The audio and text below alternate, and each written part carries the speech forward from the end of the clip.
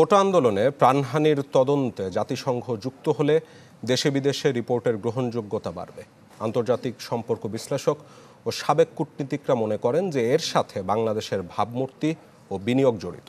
তাই জাতিসংঘের প্রস্তাব বিবেচনার পরামর্শ দিয়েছেন তারা। মোর্শেদ হাসিবের রিপোর্টে বিস্তারিত। ছাত্রদের কোটা আন্দোলনের খবর এখন ছড়িয়ে পড়েছে বিশ্বজুড়ে।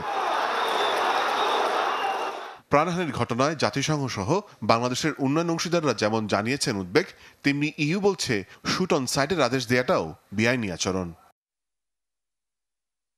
এমন পরিস্থিতিতে জনমনে আস্থা ফেরাতে জাতিসংঘের পক্ষ থেকে স্বাধীন তথ্য অনুসন্ধান মিশন পাঠানোর প্রস্তাব পাঠানো হয় প্রধানমন্ত্রীর কাছে। এমন অবস্থায় বিদেশি বন্ধুদের সাথে সবশেষ ব্রিফিংয়ে পররাষ্ট্র সচিব বলেন, আগে বাংলাদেশকেই কাজ করতে দেওয়া হোক, সমান্তরাল কিছু করতে চায় না বাংলাদেশ।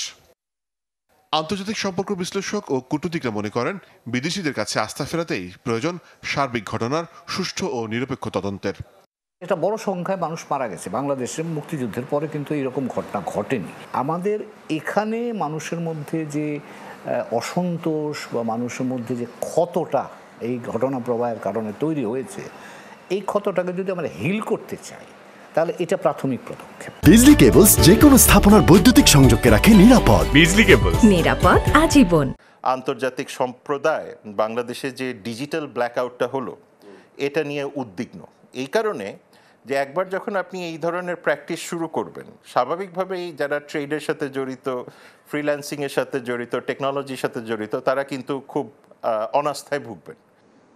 তাদের মতে শুধু আস্থাই নয়, এর সাথে জড়িত বিদেশি বিনিয়োগও। তাই জাতিসংঘের প্রস্তাবকে সরকার যেন বিবেচনায় রাখে।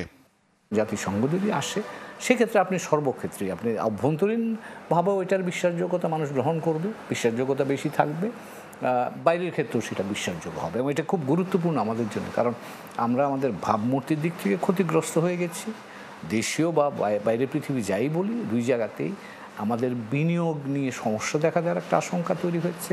আমার মনে হয় যে বাংলাদেশ সরকারের উচিত হবে যে এই ট্রান্সপারেন্সি, অ্যাকাউন্টেবিলিটি এবং সেই সাথে বিশ্বের আস্থাটা নেওয়ার জন্য জাতিসংঘ কি কি টেকনিক্যাল সাপোর্ট দিতে পারে, ইনকোয়ারি কমিটি কি বা কমিশন কি সাপোর্ট লাগবে, এবং ওভারঅল এই সিচুয়েশনটাকে স্ক্রুটিনি প্রপারলি করার জন্য কি ধরনের সহায়তা দরকার, সেটা নিয়ে আলোচনা করবে। এবং এটা খুবই গুরুত্বপূর্ণ।